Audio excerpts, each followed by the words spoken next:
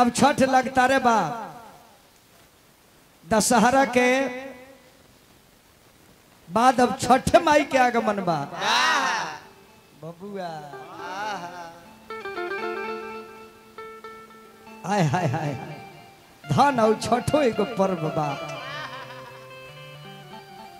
हालांकि पूजा होला छठ माई के अर्घा दियाला सूर्य भगवान के।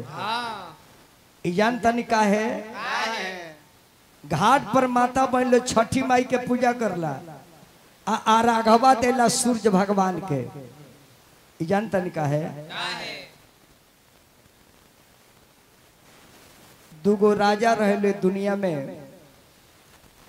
देवव्रत अप्रिय व्रत। देवव्रत अप्रिय व्रत दुगो भाई रहलो। तब प्रिय व्रत के बाल बच्चा रहे लेकिन देवव्रत के बाल बच्चा ना रहे। उनका रानी रली मालिनी प्रत्येक दिन चिंता होके कि हमने के राज वाले की राज देखी की और भगवान हमने के को बाल बच्चा ना देले। रोज अनुष्ठान रोज पूजा होके लेकिन बाल बच्चा भगवान ना देले। रोज पूजा होके तो कार्तिक भगवान के औरत के हो कार्तिक भगवान के औरत के हो छठी माई। छठी माई ई बारहमा जी के 6वां अंश के बेटी है छठी माई जेकरा के खस्ती कह जाला। 6 के हमने के छठी कह दिले छठी माई लेकिन है उस संस्कृत में खस्ती माई काहे कि खस्ती के पूजा होला और 7वीं के अर्घा होला। अब छठी माई पतो बन के शिव जी के घरे गईली तो महादेव के घर में पूजा होता, पार्वती के पूजा होता, गणेश जी के पूजा होता, कार्तिक भगवान के पूजा होता, संतोषी माता बाड़ी उनकर पूजा होता लेकिन छठ के कौन पूजा नहीं के होता। अब सोचली जे इनका घर में माइल बानी हमार कौन पूजा बा हमार तो कौन इज्जत नहीं के। ये पूरा घर में सबकर पूजा पाठ बा लेकिन हमार पूजा का बा। तो अपना पिता से वर्मा जी से कहली कि हमरा के काहे के बनौलो हमरा के बेटी काहे के बनौलो जो उनका घर में कोई हमार कोनो इज्जत नहीं के कोई पूजा नहीं के। कहिए बेटी चिंता मत करो हर देवी का अलग अलग काम बा। तहार ड्यूटी देता नहीं कि जौवन औरत सौरी में रही सौरी में उतना देर के देख रेख तारा हाथ में रही यानी बालक के तू स्पेशल माता बनबू। कहिए बालक के माता बने तो सोचली के रह राजा देवव्रत के संतान नहीं है उनका के एगो हम लड़िका दे आ लड़िका देख के दुनिया में हम अपना के पूजवाए कि हम लड़िका देवे वाला देवी है। बजान जाए कि उनका अंश से उनका रानी के पेट में बच्चा पले लगल। अब जब मालिनी गर्भवती हो गई अपना पति से देवव्रत से कहली कि स्वामीनाथ भगवान हमरे पर कृपा कर दिल बनी बबुआ तो कहली कि महाराज ये लड़का हो न राज में डंका बाजी राजपाट का देखे वाला हुई है। महाराज बड़ी शौक बजे हमरा के केहू माई कही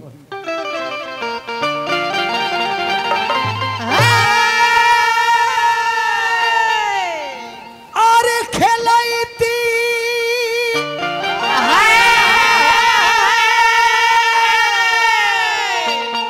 राजा जी हो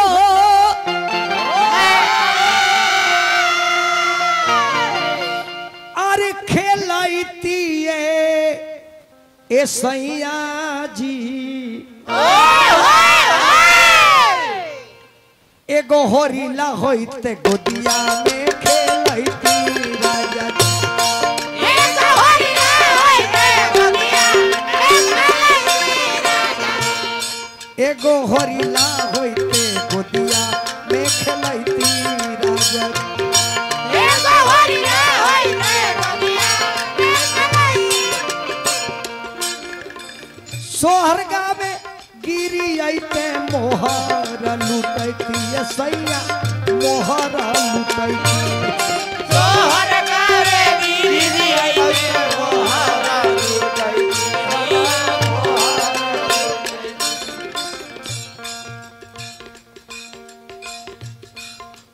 पाँच वर्ष के होते तब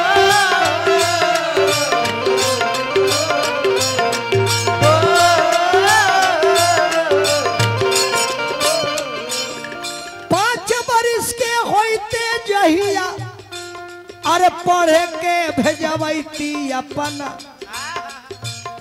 दिलवा के लाला सा पुरैती राजा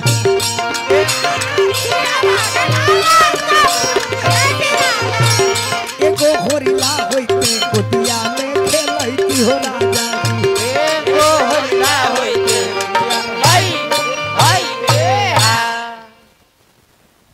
अब रानी के पेट में लड़का बा छठी माई के कृपा से राजा बड़ी खुश बड़े की जाए तो भगवान तकले बड़े ना ते राजपाट की देखी हम निसंतानी हो जाती राजपाट के देखी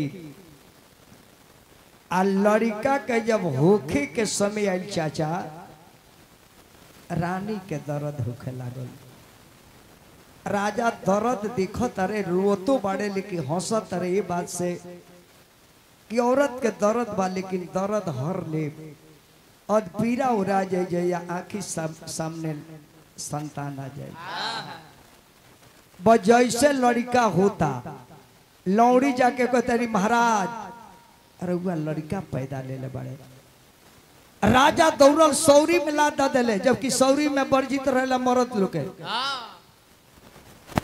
रानी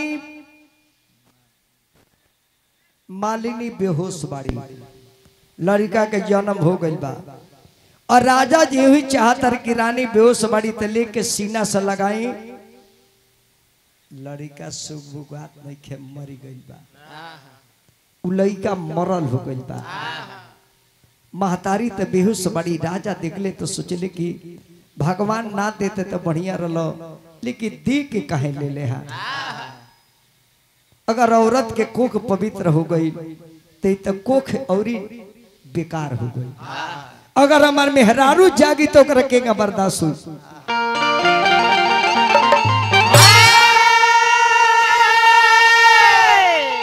अरे गोदिया में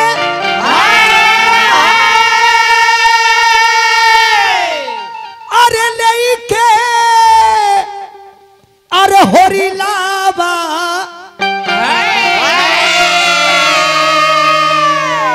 त झारा झारा रो वेले गोदिया में लेके होरिलावा घर घर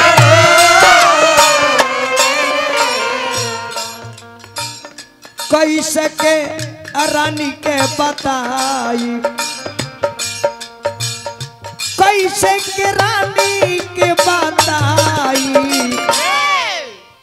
मनवा में सो चले कैसे करानी के बताई मनवा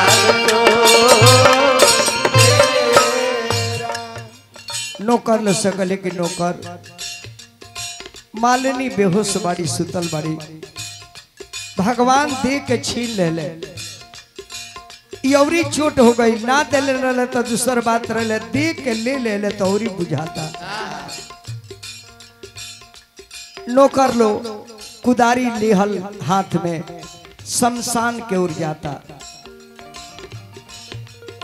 झारा झारा रोवेले राजनवा मने मन सो चले हो घर घर रोले राजना मनवा अरे कैसन बाबे विधि के विधानवा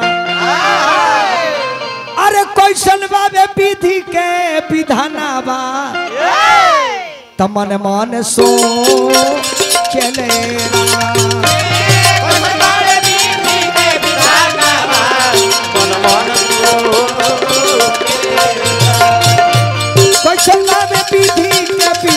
रामा तो मन मन सोचले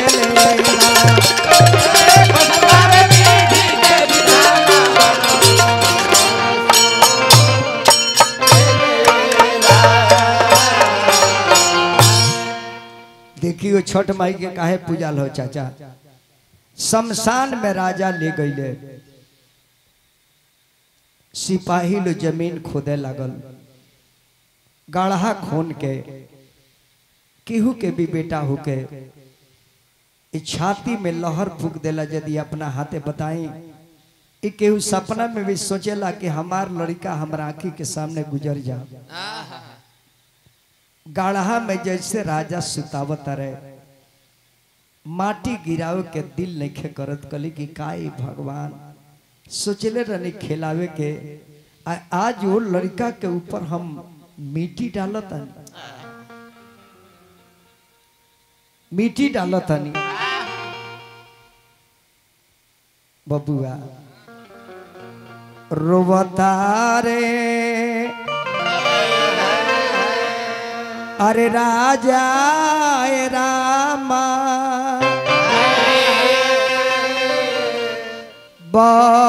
बरसेला नैना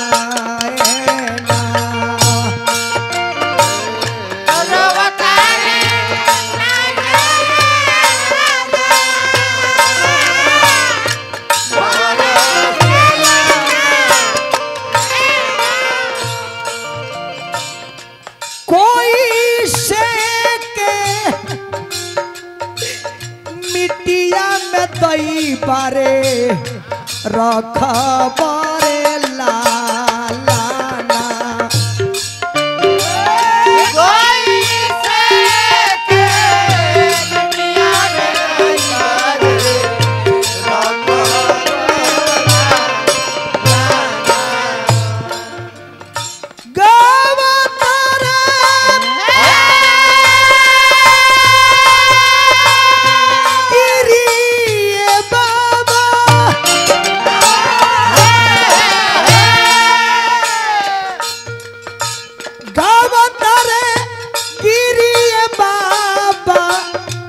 जोड़ी जोड़ी हो गानावा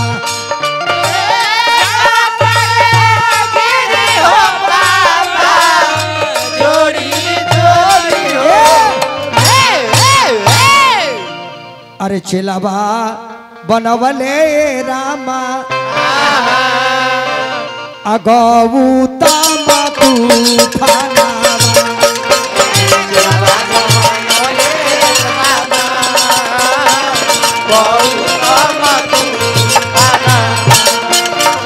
चला बाबा नबले रामा गौता तूफाना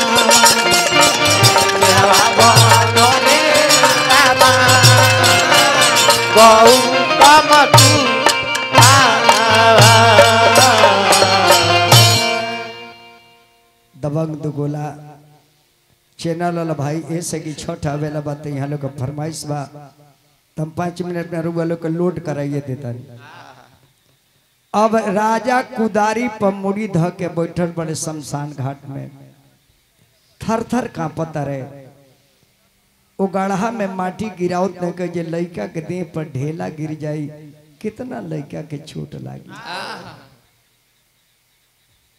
चैनल हल्ला नहीं क्या करे के बोला तो जी आवता माए कैसन बजे के अगर सांसों लेता था आ जाता। उपेंद्र भैया 1 मिनट रुक जाए, अगर वो लोग कहती तो चाय पी ली सका जन ठंडा जा पी ली सन पी ले बेटी, तब छठ माई के विषय में बता देते हैं कि हो परम आदरणीय हमारे बड़ भैया श्री उपेंद्र कुशवाहा जी ये पूजा के अध्यक्ष बानी, सब सारा कमेटी के लोग चंदा देले वाले की सब काम सब। तब ले विमान पर चढ़ के वो देवी शमशान में उतरली, कहले कि राजन काहे रोता रहो, कहले कि लड़का भगवान देहले, हमार रानी अभी बेहोश बारी, और लड़का हमार मरले हो गई। यही शुरुआता नहीं कहली देवी राथवा समसने में उतर गई। कहली जे कहाँ बा लड़का? कहले कि देखो ना यह बा। जैसे वो देवी हाथ पर रख तरी लड़का पर तो लड़कवा गाड़ा हवा में से उठ के बढ़ जाता। राजा चकित बड़े कली कि देवी तहर परिचय तू की हो हम जाने के चाहता नहीं। देवी कली का हमार नाम खष्टी हो, हम ब्रह्मा जी के छठवा अंश के पुत्री हैं और हमारी बालक लोग के रक्षा करे के ड्यूटी बाप जी दिले बड़े। कहले कि धन हो माता।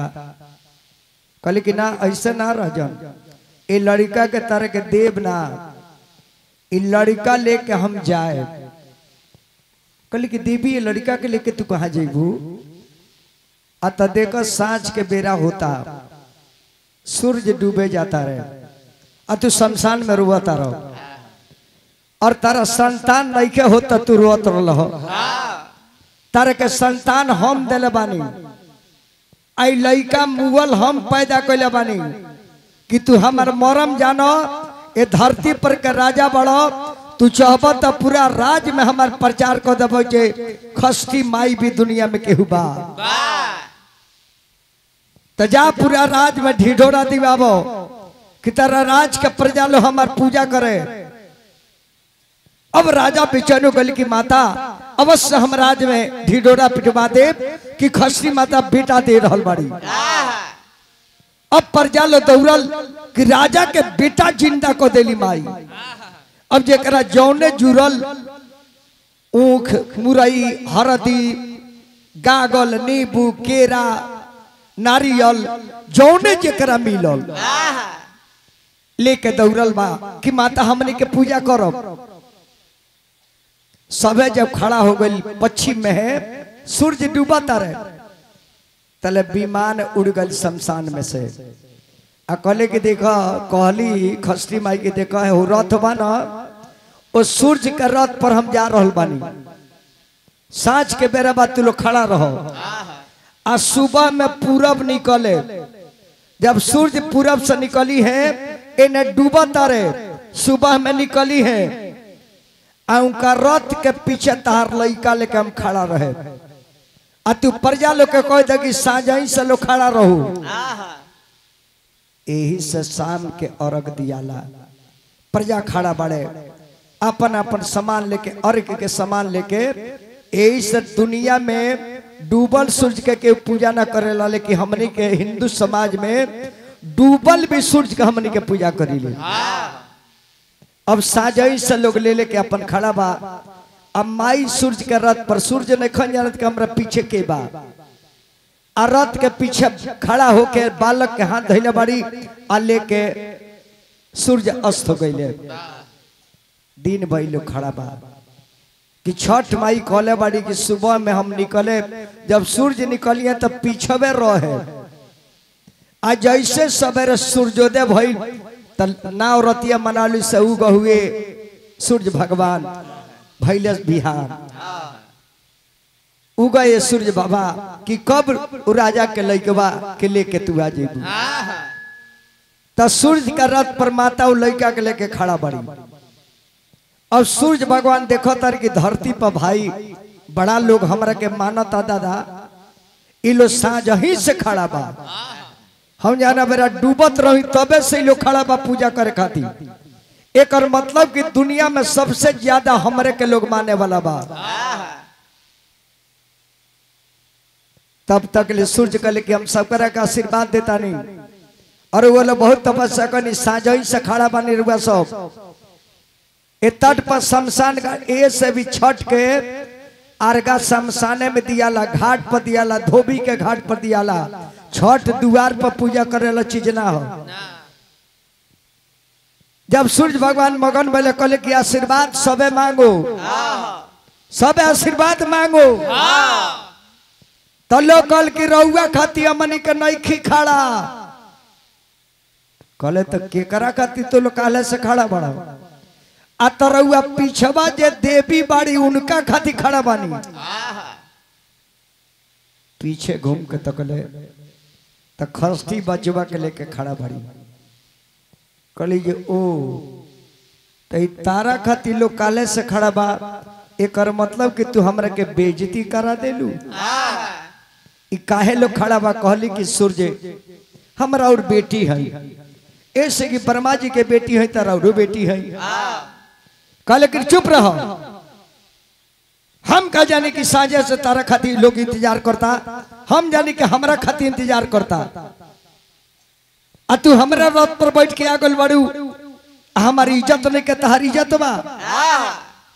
कहले कि देखी हई बच्चा ले ले बानी, ए बच्चा के बरा हम देवे के सकर ले बानी। कहले सूर्य भगवान के हमरा में इतना तेज बा कि तू जाना लड़का के जिया के लेके बराइल बड़ू, हम अपना आग के तप से, अपना आग के धाह से, ओकरा तापमान से लड़का के भस्म कर दे।